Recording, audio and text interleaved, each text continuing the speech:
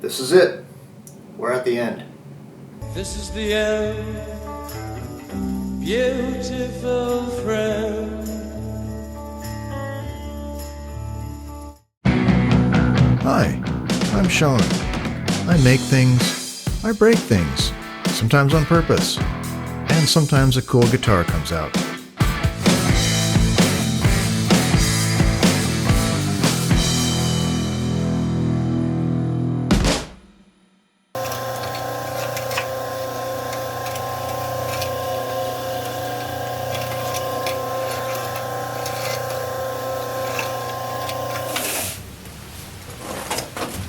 Going on 8 a.m. the next morning. We're looking at about 16 hours of tumbling.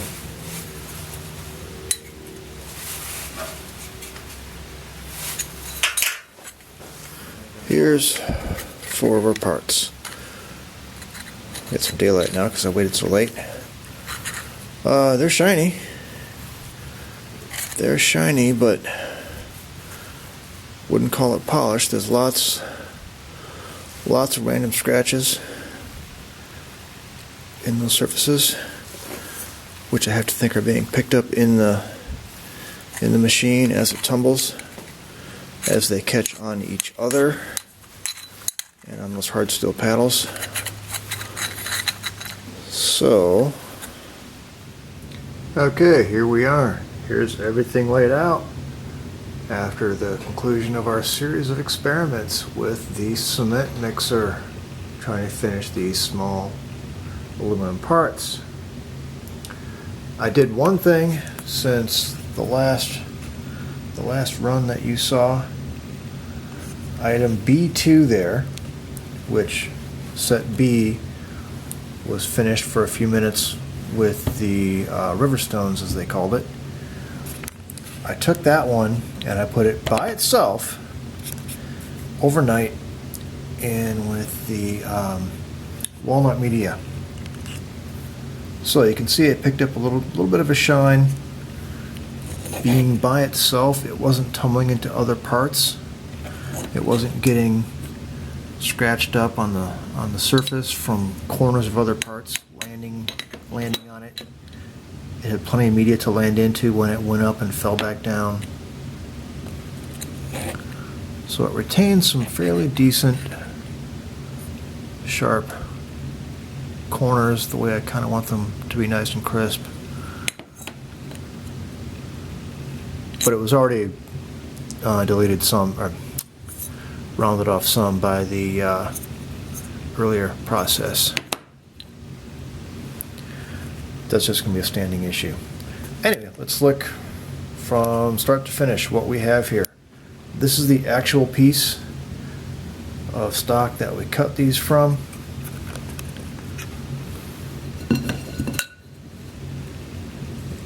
You can see all sides of it. I think we were trying to keep pretty much the worst side up here. We had these guys that only ever got a few minutes in with the coarse gravel. Again, these guys that were in with the river stones, these two in with the pea gravel, and then overnight in the walnut. These two with the green resin media and overnight in the walnut. Stainless steel, the mixed shot for an hour with no soap and then a little bit of soap to clean them up, and overnight in the walnut. An hour in the stainless steel mix with soap the whole time, and then overnight in the walnut. And we still have our reference sample here that looks a whole lot prettier than the whole rest of them. So, based on all that and what I'm trying to do, because remember, we want a nice shiny surface We want the deburring to get taken care of for us on the inside and outside. We also want these crisp, clean lines to stay there. So we get our little feature on the end. These lines I'd like to see sharp. I don't think that's ever going to happen in this random tumbling process. Especially the way we were doing it, the motions of the concrete mixer are so much larger than these parts. The parts themselves get lifted all the way up, come tumbling back down, on top of each other, on top of the next paddle. That's always going to be a problem. It's always going to give us marks on that surface. For every one of those marks, there was a hit on one of these corners. It might work to have a smaller tumbler, maybe a long tumbler where the parts can just come around and they'll stay maybe laying down, don't have a chance to flip up and go cornerwise. Oh, on that note, I should say, these guys are 4 inches long. Somebody wondered, why can't I just put this in the vibratory finisher you get at any gun store or Harbor Freight? This is 4 inches long. There's the longest piece on the first model guitar. This is a standard scale. This one's actually 24 3/4 scale. The standard's going to be 25 1/2. I have a baritone coming, 30-inch scale. Everything's going to be a bit longer. Those parts are going to be a hang-up. And that's not the only guitar design we're going to do. There's going to be other parts, not necessarily the long, straight parts. Alright, back again. I mean, I've said before, I know I did. I really love this Canon G16 semi-compact point and shoot, really good in low light. Got a killer deal on it, only to find out the internal battery, which is not user serviceable, is dead. When you change the regular battery, everything resets and you have to change the clock and the time zone and the date every single time. I've tried not doing it, but when you're doing this kind of work and mixing videos from 3-4 different sources, it really helps to have the date and time correct. Get things back in order. Anyway, back to what we're looking at here. We'll go quickly through these because we already looked at each one. This guy got a little bit of time in the Walnut media. This one and the second piece in every set got another, that's kind of for scale there, another more than a day, more than 24 hours in the Walnut media. Picked up a little bit more sheen. Again, back to the resin triangles with a little bit less and a little bit more, a lot more time in the Walnut media. The stainless steel shot with less and more time in the Walnut.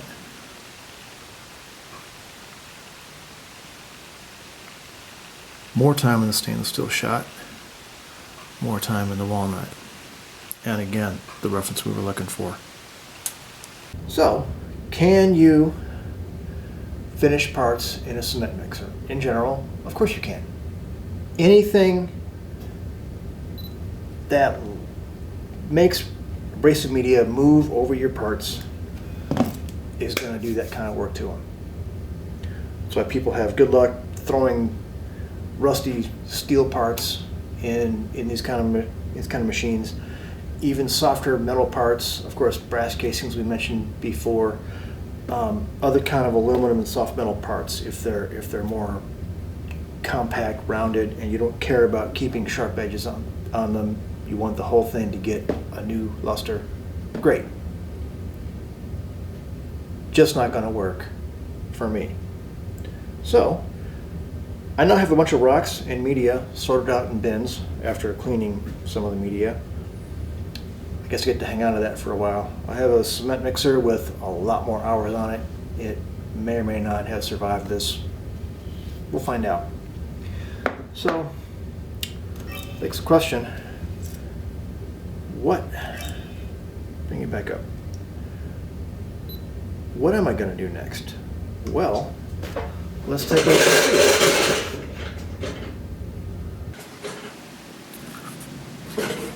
We're going to go back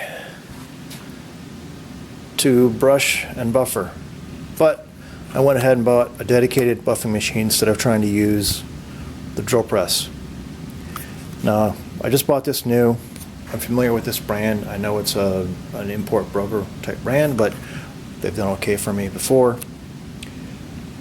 I could do an unboxing on this, like I was saying, but you know what? It came out of the box just like that. It only does one thing.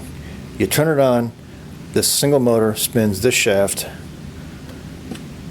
That's it. It has no other features. It came with your typical cotton buffing wheel. I just ordered this stainless steel medium coarse, I think they call it, 8-inch wheel. So I'll get those set up on there and try a sample part. But you know, I also kind of don't want to make a mess of this table that I built, and I don't want to throw stuff all over the rest of the shop. So I'm thinking this guy needs some kind of splash guards around it. Side project number, what is that, 4 now? Let's see what we can do. What, digging in the pile? I happen to have some of this aluminum flashing sitting around. So I'm thinking, I've seen designs that are like full shrouds of all different shapes and sizes.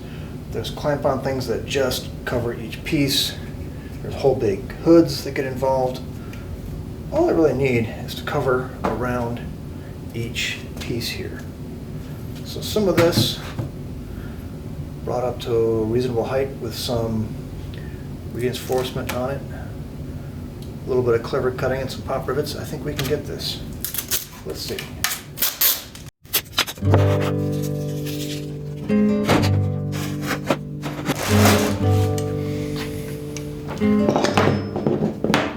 I have some fairly new sheet metal working tools thanks to a dog that decided to chew up the pan of his crate, so it got replaced with a sheet metal piece, which he hasn't chewed through yet.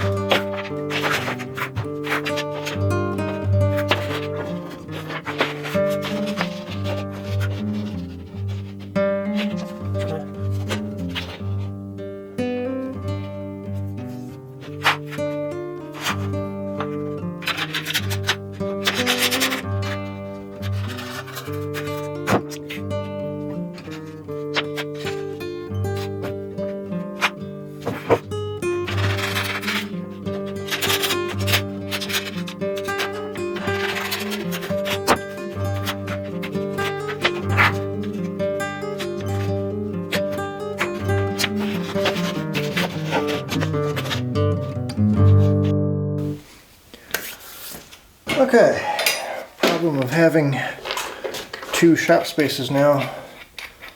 My tools are split. Turns out the pop rivets were not out there. They were in a secondary toolbox in this room.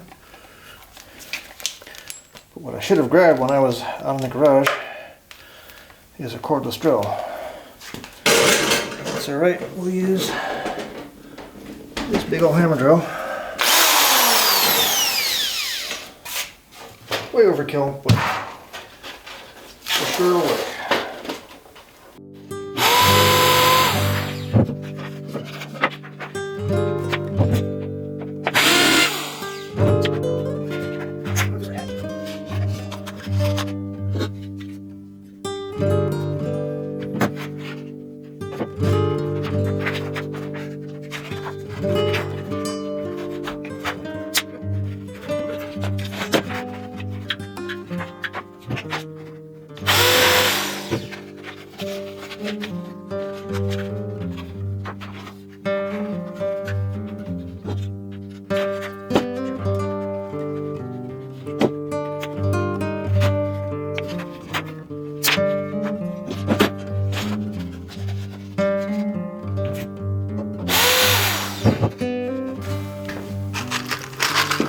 part might be getting cut away anyhow. I'm going to fasten it to get this all stabilized.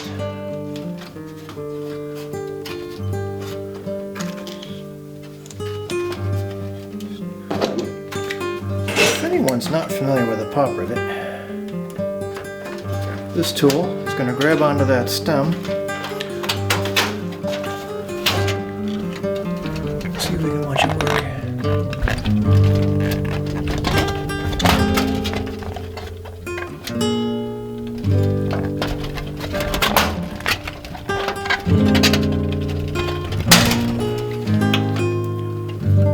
So there's a ball on the end of that stem, which works as a mandrel to expand the body of the rivet. Ideally, you put a backup washer, especially with thin material like this. And the stem is scrap.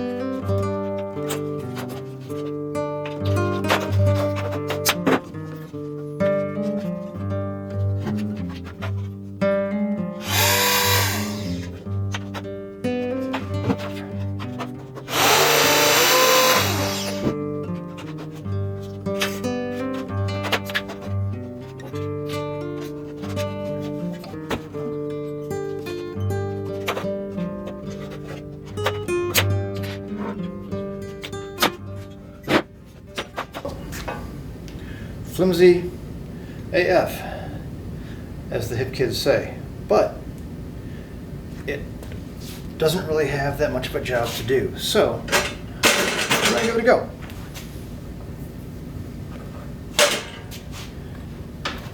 Perhaps after I tighten the wheel on there.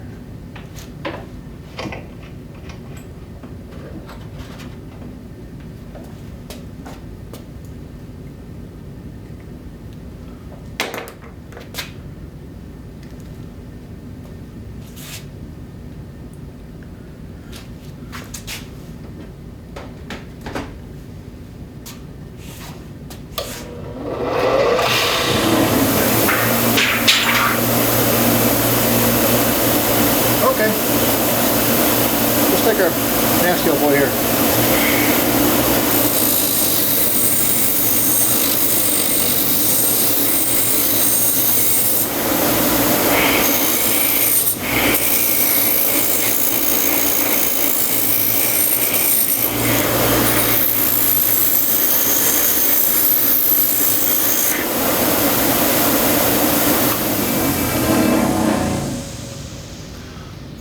That's pretty dramatic. Hope you can get a focus on that.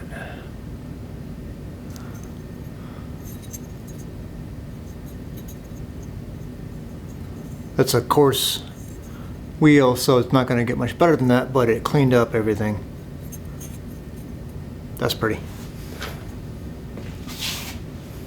I think I'm going to get a brass wheel also, a fine brass. They're kind of expensive, so I didn't want to try it right away. But I'm thinking steel to fine brass to the buffer is gonna be what gets me where I want to be. While I'm at it, we're gonna try buffing this guy.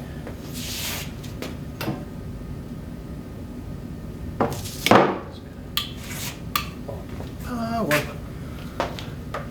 Whoever rewired this house a few years ago, they rewired the entire house and put no outlets in this basement. I've had to tap into a couple of the bedrooms, had to change out some breakers. But we're getting by.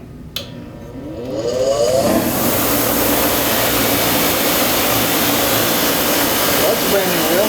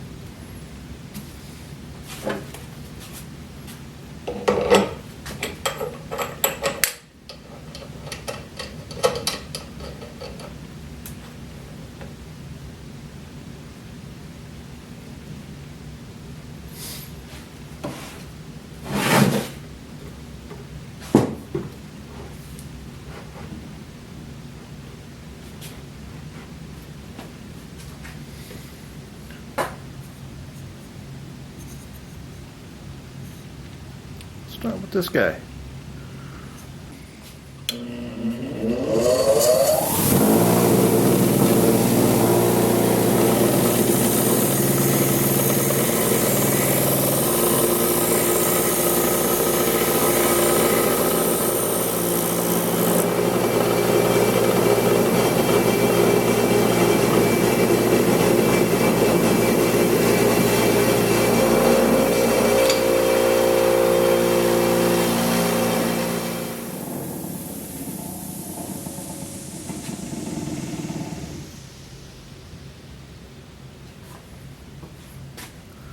New problem. The whole table shakes now so much that stuff is falling off. I see now why these things get mounted to separate stands. Well, side job number, what do we go to? 6, 7? Let's go.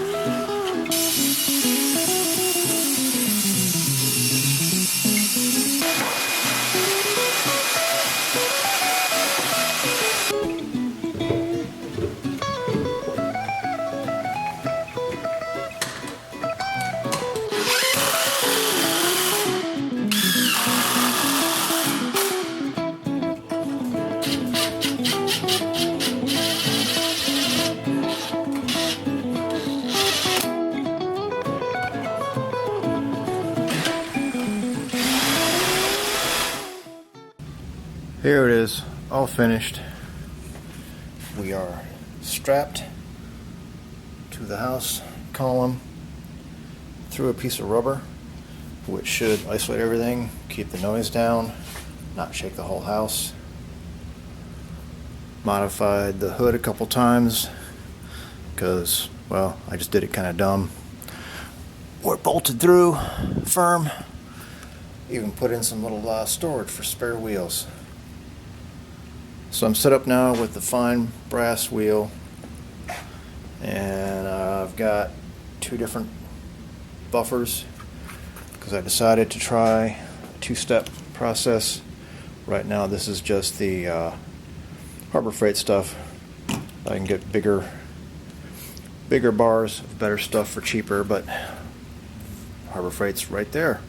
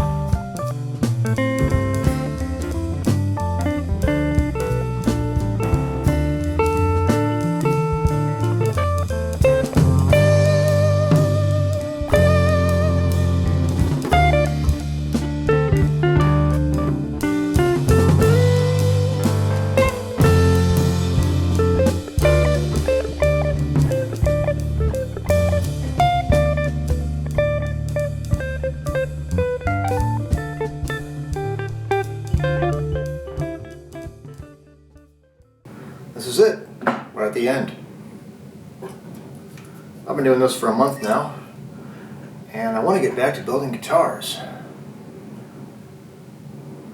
But let's just look at what we have here. So not much changed from the last summary we did, but I'm going to give you 3 guesses which parts got refinished on the new benchtop grinder buffer. Those are a little bit spiffy. And here's a new test piece looking like a puddle. So what we finally learned, the wire wheel does great, takes off material quickly, does leave a bit of a texture behind, which the polishing buffs have a hard time quite taking out. So the final process is going to be just hit with the wheel as much as necessary to take out some of those factory and handling marks. Then come back with a 2-step buffer process. This was all 2 minutes work of actual time standing at the grinder. So that's what we're gonna do. One note though, a brand new cotton buffer, you have to know it's gonna shed a bit.